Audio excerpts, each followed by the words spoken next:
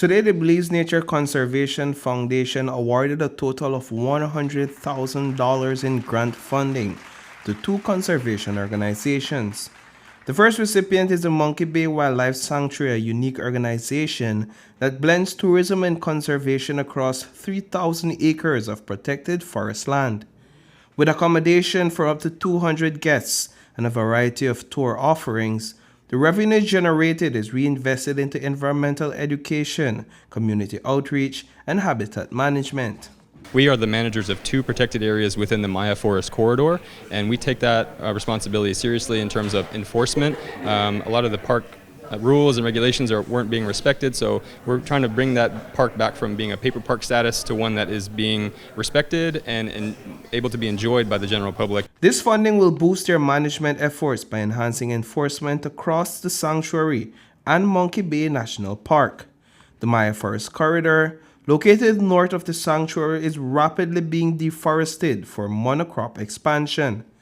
To ensure that the natural habitat in these areas remain a haven for wildlife in the future, enforcement and education are crucial. So what we are trying to do at Monkey Bay is not directly stop that deforestation. I mean, it's the march of development is almost unstoppable. But what we're trying to do is mitigate the impacts that development has. What we're going to do with this project is acquire an ATV to allow the rapid deployment of the park ranger team to combat illegal infractions, incursions, and also disasters like wildfire or flooding or whatever the needs might be within the corridor for our partners and for our buffer communities. The Sarteneja Alliance for Conservation and Development also received a generous $50,000 in grant funding from the Belize Nature Conservation Foundation.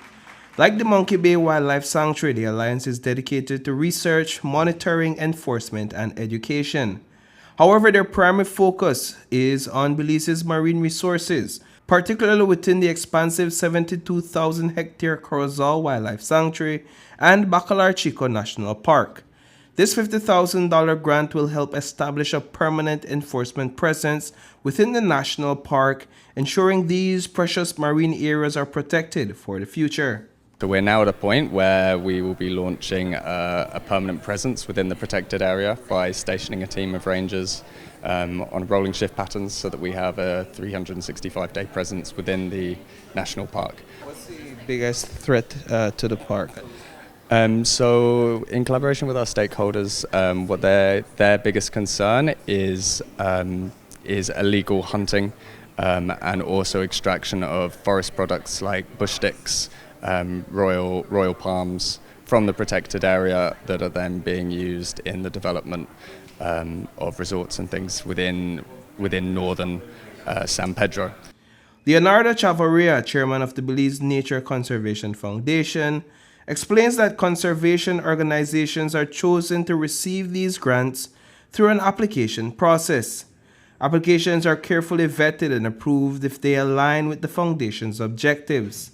Coming from a conservation organization myself, I am from Tide, so we know the true meaning of small grants. We know the impact that these grants could have. So for me today, it was especially rewarding and a privilege to be here because it's a moment that we have to actually share, but share in terms of creating a meaningful future impact for the National Protected Area System. Reporting for News 5, I am Paul Lopez.